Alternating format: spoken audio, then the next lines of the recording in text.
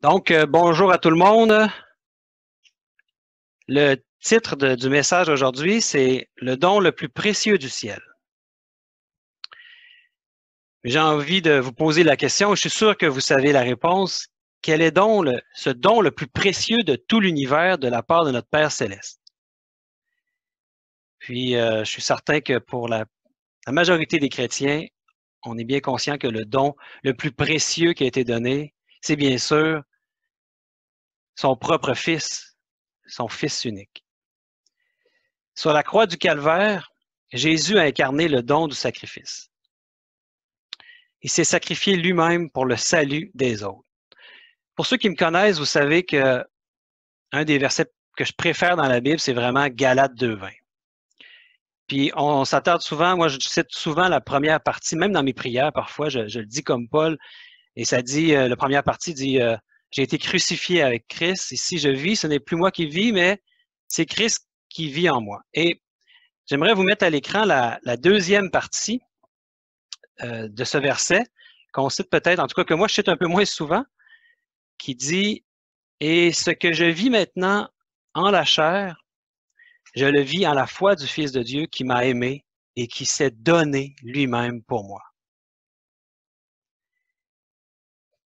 C'est vraiment l'idée qu'il s'est donné lui-même pour moi. Et si on prend un autre verset, parce qu'il y a beaucoup de passages dans la Bible qui nous parlent de ce don de Jésus, dans Éphésiens 5:25, par exemple, il est écrit « Vous, Marie, aimez vos femmes comme Christ a aimé l'Église et s'est donné lui-même pour elle. »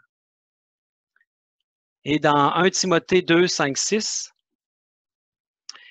il est écrit « Car il y a un seul Dieu et un seul médiateur entre Dieu et les hommes, savoir Jésus-Christ, homme, qui s'est donné soi-même en rançon pour tous, témoignage qui a été rendu en son temps. »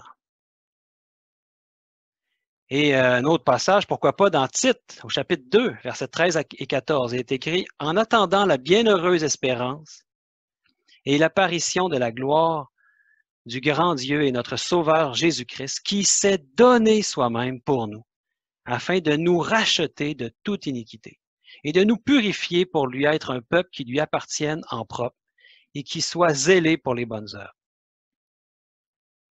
Christ s'est donné lui-même. On peut dire qu'il a été comme la devise ou la monnaie d'échange, parce que le texte nous parle qu'on a été racheté. Pour sécuriser notre rachat, le Père a donné son Fils. Un don éternel et non remboursable. Peut-être ça vous semble un peu étrange qu'on parle du don inestimable de Jésus en des termes financiers, le mot racheter, hein? Mais c'est pourtant le langage qui est utilisé dans la Bible pour décrire le plan de la rédemption. Puis dans les écrits de Paul, on voit particulièrement ce fait. Par exemple, dans Acte 20 au verset 28, il est écrit, Paul il décrit l'Église comme ayant été acquise ou achetée par son propre sang. Encore l'idée un peu le financier, hein, acquise, achetée. Et dans Éphésiens 1:14, les croyants sont sa possession qu'il s'est acquise ou qu'il a achetée.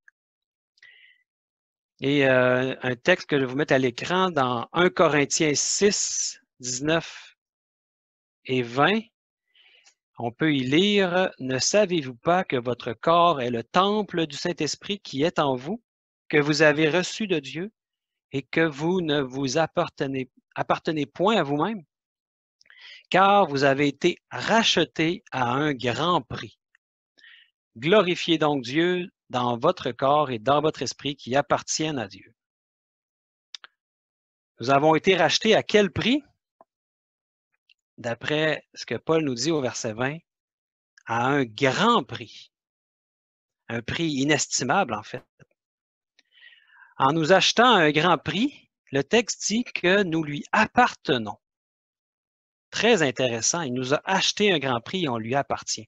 Pourquoi est-ce que les Écritures, pourquoi est-ce que Paul et différents écrits dans la Bible nous parlent aussi nous parlent dans des termes comme ça, un langage financier? Probablement parce que c'est un langage qu'on connaît puis qu'on peut saisir, n'est-ce pas? on ne peut pas faire grand-chose aujourd'hui si on n'a pas d'argent.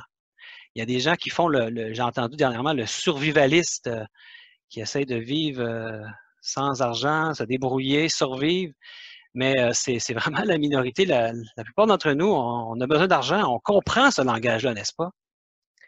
On est dans une société de consommation. On doit acheter ce qu'on a besoin. Pratiquement tout dans nos vies, en fait, requiert une transaction financière. On a besoin de nourriture, on doit acheter de la nourriture. On doit prendre de l'argent ou notre carte de crédit. On a besoin de vêtements, même chose, ça nous prend de l'argent. On doit aller acheter nos vêtements au magasin. Si on veut avoir une maison, on doit peut-être pas l'acheter, mais emprunter pour l'acquérir, la maison. Hein? C'est encore des termes financiers. Tout ce qu'on fait aujourd'hui, on a besoin d'argent. Donc, avec ça en tête, on va imaginer quelque chose, si vous voulez bien, ensemble. Une métaphore. Vous savez que Jésus faisait beaucoup de métaphores, ou on peut dire de paraboles, hein, pour illustrer ses propos. Donc, ça va être une genre de parabole des temps modernes avec la technologie là-dedans. Donc, suivez-moi bien dans cette petite métaphore. Donc, imaginez que dans votre portefeuille ou dans votre sac à main, en plus des billets normaux qu'on a, là, des 5 $, 10 $ ou des 20 $, ou ça peut être en euros ou n'importe quel billet de banque que vous avez dans votre pays, supposons que quelque chose en plus de ces billets-là, quelque chose de nouveau a été inventé. On va l'appeler un billet intelligent. Vous savez, on a on appelle des smartphones, des téléphones intelligents. Mais là, on parle d'un billet intelligent. Il ressemble aux autres billets de banque, mais ça n'en est pas un. Un billet intelligent. Il y a c'est vraiment la nouveauté spéciale. Une couleur un peu similaire à un billet de banque, la même texture, la même épaisseur, mais c'est un billet qui est unique. Sûrement, il y a une puce électronique à l'intérieur. Alors qu'un billet normal représente seulement une portion ou une fraction de ce que vous avez. Par exemple, un billet de 10 $, ça représente une tranche de ce que vous possédez. Et chaque fois que vous voulez acheter quelque chose, vous utilisez une portion de ce que vous avez, n'est-ce pas? Si vous voulez une paire de chaussures, ça va peut-être vous coûter 100 $ de vous. Je veux un ordinateur, ça va me coûter 1000 $ de moi. Vous me suivez jusque-là? Mais ce billet-là, le billet intelligent, est différent. Il ne s'agit pas seulement d'une petite portion de votre compte en banque. Parce que la particularité dans ce billet-là, c'est qu'il est synchronisé avec votre institution financière. En fait, il représente la totalité de ce qu'il y a dans votre compte. Alors, si vous utilisez ce billet intelligent, bien, il va vider tout votre compte. Tout ce que vous avez en banque est dans ce billet. Et non seulement cela, mais il est synchronisé aussi avec tous vos autres comptes. Vos comptes épargne, vos régimes de retraite, vos placements, tous les différents investissements que vous avez, en fait, tous vos actifs. Alors, en achetant avec ce billet, vous videz complètement tous vos actifs. Peut-être que pour certaines personnes, ce billet aura une valeur de peut-être 10 000 $, alors que pour d'autres, ça pourrait être 10 millions de dollars. Mais ce billet est encore plus intelligent. En plus de tous vos comptes et de vos actifs financiers, ce billet est rattaché à vos titres pour votre auto, votre maison, toutes vos propriétés, votre portfolio financier, en fait, tout ce que vous avez comme liquidité, investissement et biens matériels. De sorte que quand vous dépensez ce billet, vous donnez tout ce que vous possédez. Tout ce que vous possédez est dans ce billet. Et vous pouvez le dépenser quand vous voulez. Il est juste là dans votre portefeuille. Si vous l'utilisez, ben vous allez être toujours en vie, mais c'est à peu près tout. Il va vous rester à peu près juste votre gilet sur le dos. La question est, qu'est-ce que ça prendrait pour que vous dépensiez ce billet? Peut-être j'ai toujours voulu avoir une voiture de luxe. Ah, je la veux tellement, cette voiture. Je vais prendre mon billet. Non, hein, n'est-ce pas? On n'irait pas jusque-là. Évidemment, la seule raison pour se servir de ce billet, la seule bonne raison, ça serait en échange de la vie de quelqu'un. Et soyons honnêtes, pas la vie de n'importe qui. Peut-être là, vous regardez autour de vous, vous pensez à ceux qui vous entourent. Je ne sais pas, hein? Probablement qu'on réserverait ce niveau de sacrifice pour quelqu'un de très, très proche. Quelqu'un que l'on aime beaucoup, comme notre épouse ou notre mari, ou un enfant, ou un ami très, très précieux, n'est-ce pas? Et seulement en dernier recours et dans le pire des scénarios, allez-vous considérer de prendre votre billet et de le dépenser. Vous savez, j'aime beaucoup les écrits d'Ellen White et je pense que vous aussi, vous êtes plusieurs à les aimer et il y a beaucoup de déclarations qu'elle a fait vraiment formidables sur le sacrifice de Jésus. Elle a déclaré que tout le trésor des cieux a été consenti pour sauver l'homme déchu. Il y a un très beau texte ici qui est dans la tragédie des siècles, à la page 19. Il est écrit « Les appels, les supplications et les réprimandes ayant échoué, il leur avait envoyé ce qu'il avait de plus précieux au ciel. Que dis-je? Il leur avait donné le ciel tout entier dans ce seul don. » C'est vraiment un texte qui me touche beaucoup pour dire à quel point il n'y avait rien de plus précieux au ciel pour Dieu que son Fils. Et il nous l'a donné à nous, la race humaine. Un autre passage ici dans Bible Echo, en 1992 qu'elle a écrit ça. Elle dit « Lorsque nous comprenons plus pleinement l'ampleur et la signification du grand sacrifice consenti par la majesté du ciel en mourant pour l'homme, le plan du salut sera glorifié devant nous et la pensée du calvaire réveillera des émotions sacrées et vivantes dans le cœur du chrétien. Des louanges à Dieu et à l'agneau seront dans nos cœurs et sur nos lèvres. La fierté et le culte du moi ne peuvent prospérer dans le cœur qui garde frais en mémoire les scènes du calvaire. » Quelle grande importance que de toujours, comme dit ce qu'on vient de lire, de garder frais en mémoire les scènes du calvaire.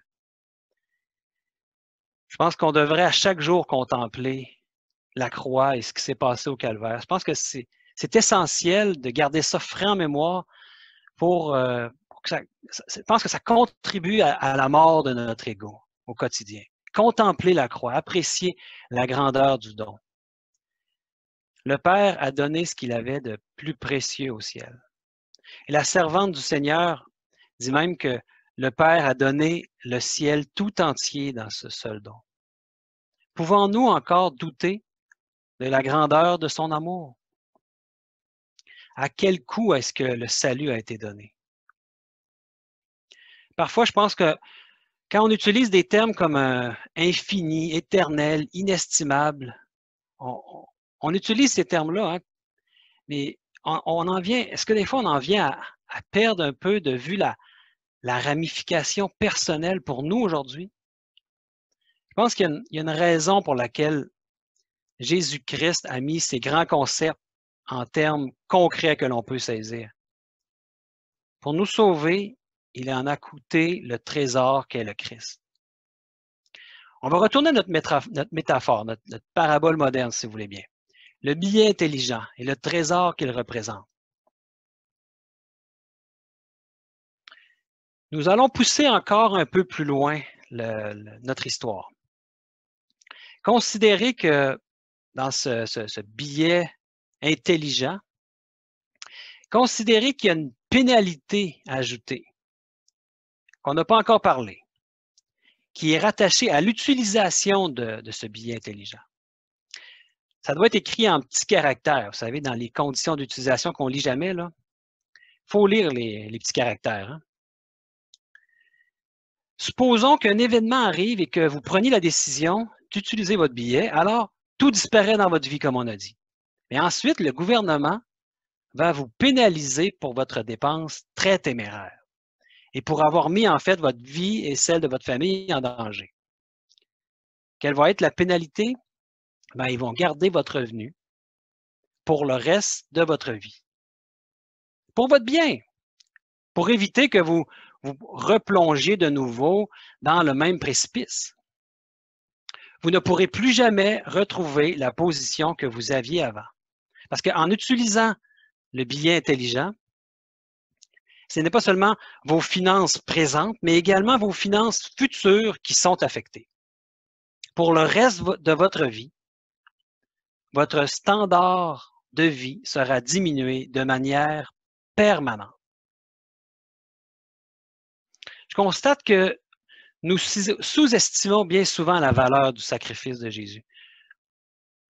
On en vient pratiquement à assumer que le sacrifice de Jésus était simplement un événement qui a seulement duré quelques jours, au pire quelques années. Et c'est comme si ça en vient qu'à se mélanger avec plein d'autres histoires, des grandes histoires de la Bible. On peut penser à la fabuleuse histoire d'Abraham. On en a parlé un petit peu ce matin dans l'école du sabbat, où quand on pense à Moïse et tout ce qu'il a dit, tout ce qu'il a fait, un homme incroyable. Et il y a Paul, bien sûr, tous ses écrits. Puis bien sûr, Jésus, il a fait tout ce qu'il a fait, mais on en vient peut-être à mélanger ça, l'histoire de Jésus, avec les autres histoires de la Bible. On en vient qu'à perdre la valeur et la portée de l'incarnation de Jésus au travers des autres histoires de la Bible. Il est vrai que la croix est un événement vraiment unique, mais en réalité, la réalité, c'est que les conséquences du calvaire, les conséquences du sacrifice de Jésus sont permanentes et irrévocables. Quand Jésus, le Fils unique de Dieu, a été donné pour notre rédemption, il a subi un abaissement éternel de ce qu'il était auparavant. Et ça a été vraiment une révélation pour moi quand il y a déjà quelques années, j'ai lu dans le livre Jésus-Christ d'Ellen White la chose suivante. Je vais vous le mettre à l'écran. Ça a été vraiment une révélation qui nous aide à mieux comprendre la portée, l'immense sacrifice que Jésus a consenti pour nous. C'est dans le livre Jésus-Christ à la page 16, comme je disais, il est écrit « Par sa vie et par sa mort, le Christ a fait plus que de simplement réparer les ruines causées par le péché. Satan voulait séparer à jamais l'homme de Dieu. Or, en Christ, nous devenons unis à Dieu plus étroitement que si nous n'avions jamais péché.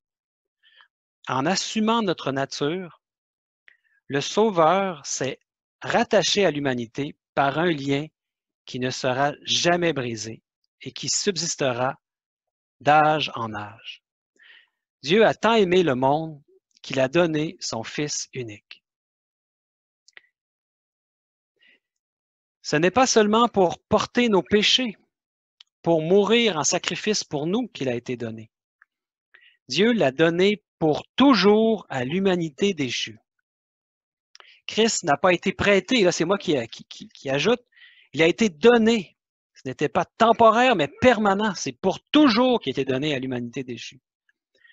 Pour assurer son conseil de paix immuable, Dieu a donné son Fils unique comme partie intégrante de la famille humaine, pour toujours participant de notre nature.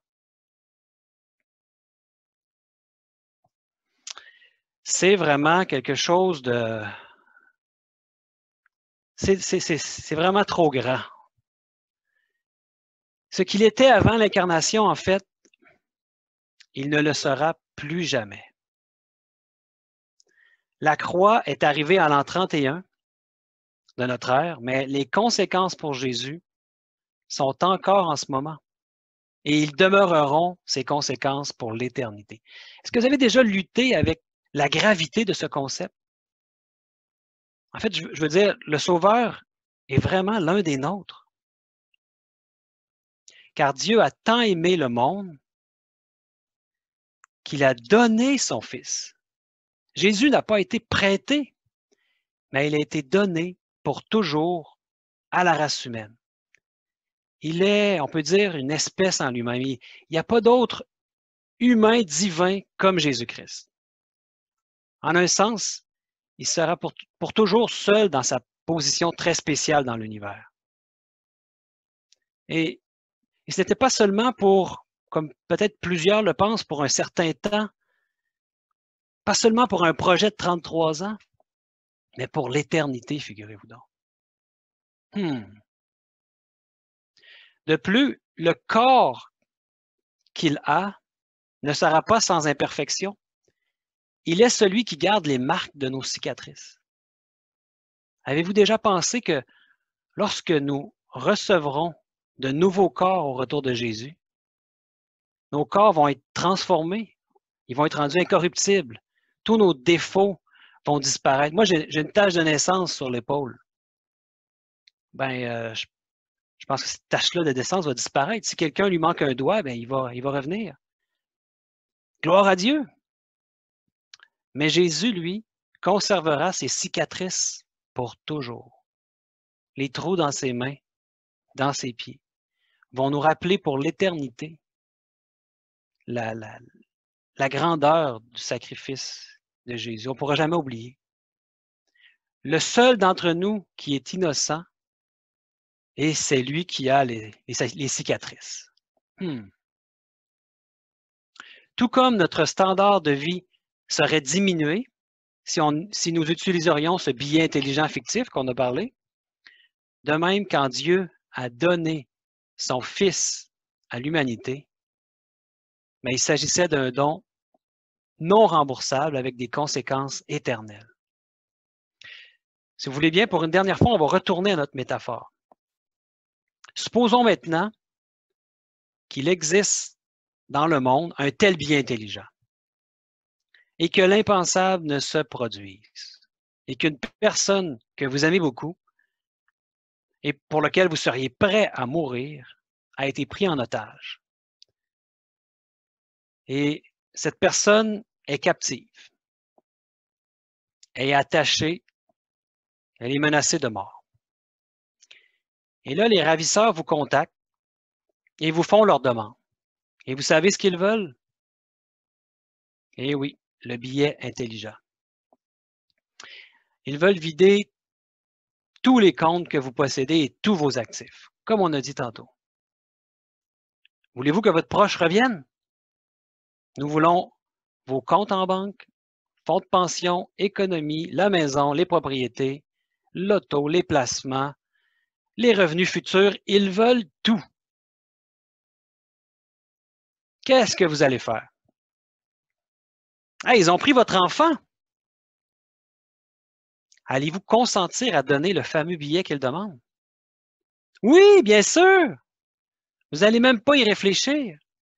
Dites-moi l'endroit et l'heure et faisons l'échange.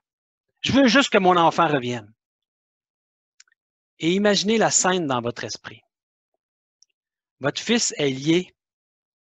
Il y a des cordes entre les mains. Et vous arrivez au rendez-vous où l'enfant est là avec les ravisseurs.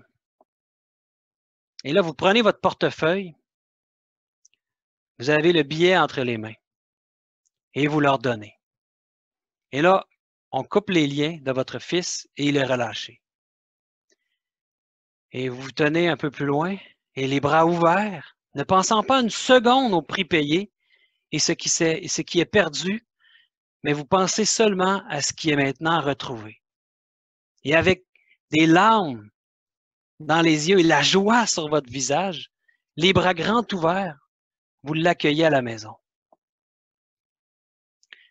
Mais cet enfant ne revient pas en courant. Votre cher fils vous regarde et vous dit « Je veux te dire merci. Merci, papa. C'est vraiment très gentil. Mais je préfère rester avec eux. Ils me laissent fumer la cigarette, tu sais, et écouter des films très tard. » Quoi? Tu ne veux pas revenir à la maison? Dans votre perspective, vous n'allez pas regarder le prix qui a été payé.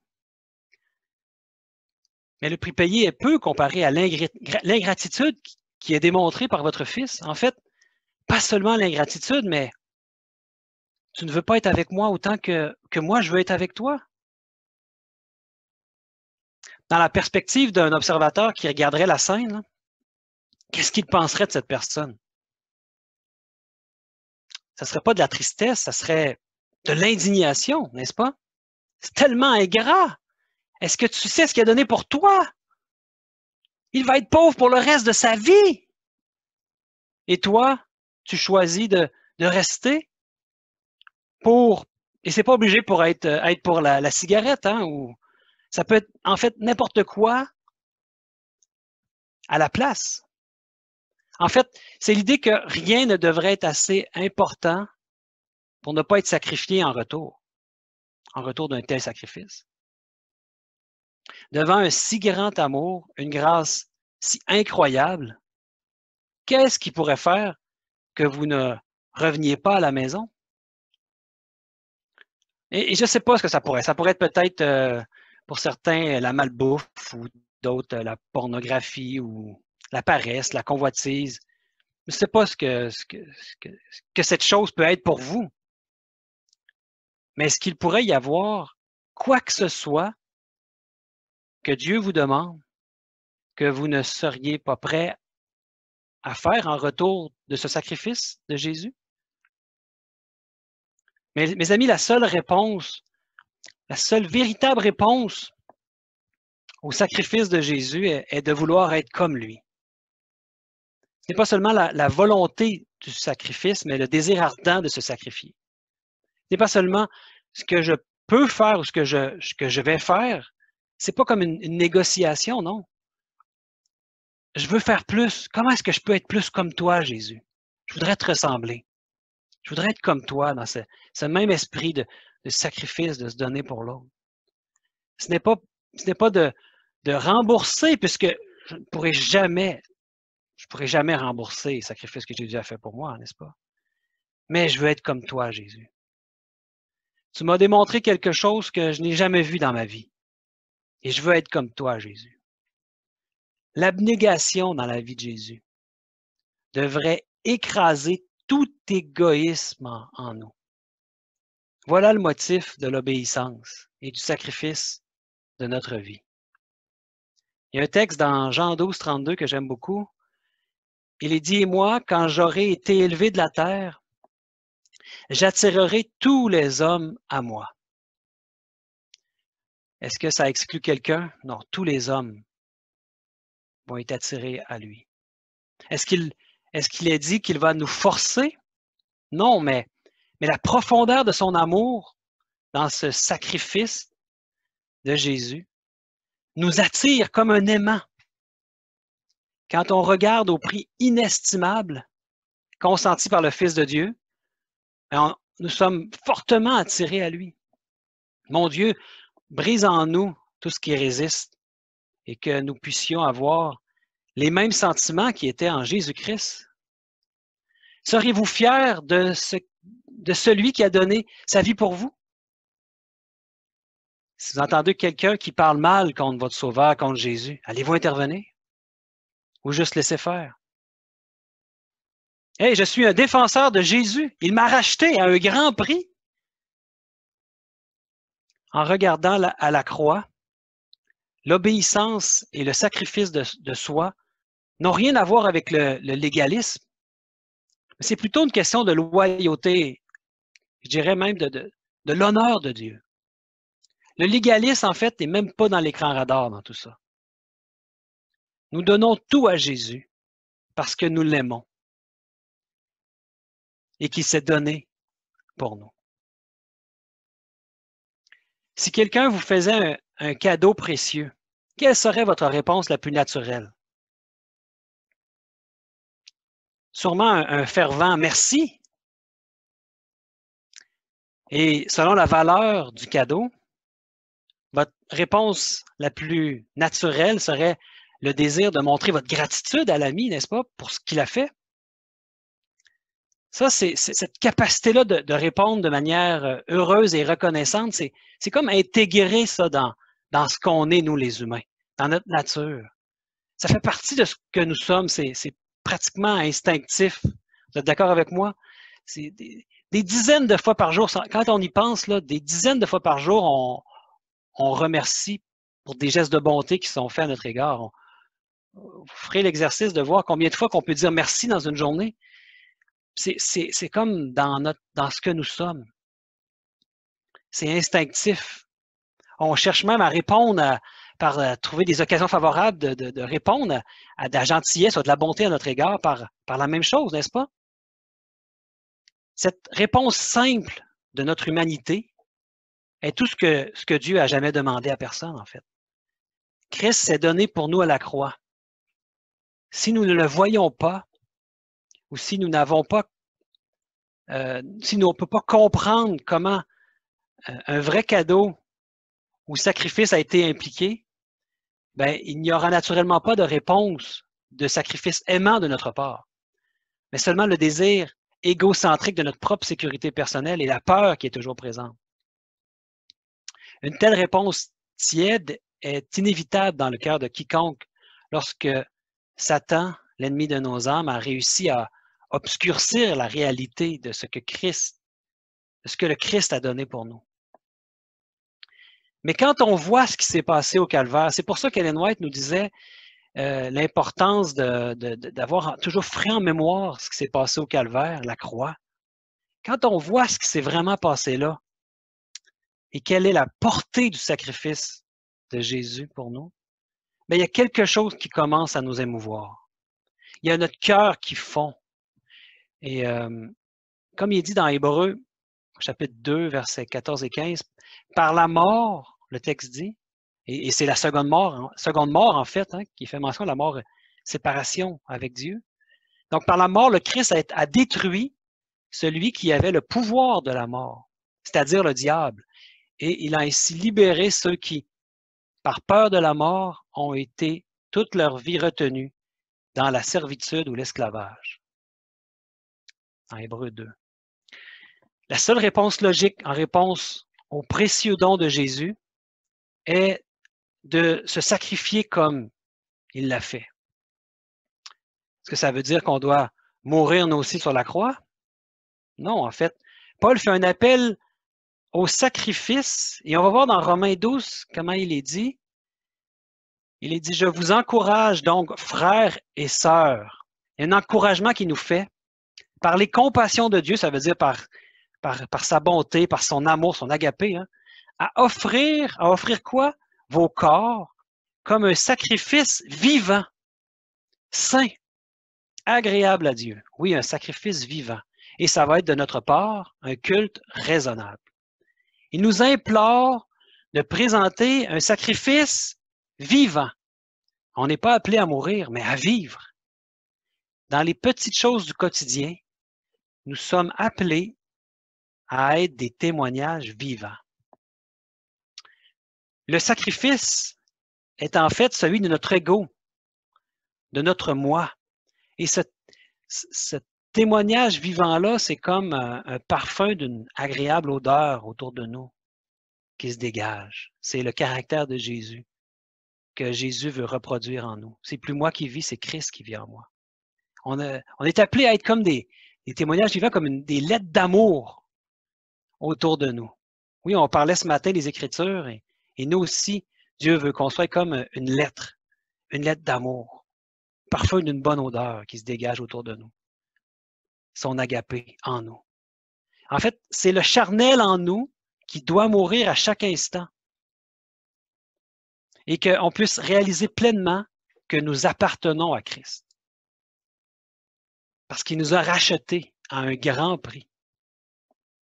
Jean 3,16 nous dit que le Père a donné son Fils unique à la race humaine. Et nous avons vu que ce don infini est pour toujours. Vous savez, on va pouvoir voir Jésus face à face lorsqu'on va être au ciel. Il a pris notre nature pour toujours. Imaginez-vous, on va pouvoir mettre notre main dans la sienne. On va pouvoir le toucher comme je touche à ma main présentement. Il sera en chair et en os comme nous. Jésus est la résurrection et la vie. Il est le second Adam, le premier de la nouvelle race humaine. Pour l'éternité, nous vivrons de sa vie. Quand on va le voir, pensez-vous pas qu'on va être content de le serrer dans nos bras? Parce qu'on va savoir que si on vit, c'est à cause de lui. Ah, que j'ai hâte de serrer Jésus dans mes bras. Il est notre grand prêtre. Il est notre frère. Si un matin, il décidait de ne plus être un être humain, nous serions tous morts, parce qu'il est le premier de la race maintenant. Mais n'ayez aucune crainte, il ne le fera jamais. Sa vie éternelle en tant qu'humain sera comme un sacrifice d'amour perpétuel pour l'éternité. Et la Bible nous dit même que Jésus est devenu la pierre de l'angle. Il est devenu la manifestation vivante pour l'éternité de l'agapé de Dieu en action. Et pour des temps éternels, tout l'univers va regarder à Jésus, homme, et va voir l'amour, l'agapé en action. Je prie, mes frères et sœurs, pour que nous puissions être touchés par la grandeur du don, de l'amour de Dieu, qui pour nous a donné pour toujours aux humains ce qu'il avait de plus précieux au ciel, son Fils Jésus. Je prie Dieu aussi que nous puissions avoir ce même esprit de sacrifice que notre Sauveur Jésus-Christ. Cessons toute résistance et laissons-nous attirer par son amour. Il nous attire tous. Mon Dieu, brise en nous tout ce qui résiste. Et il me reste à dire Amen.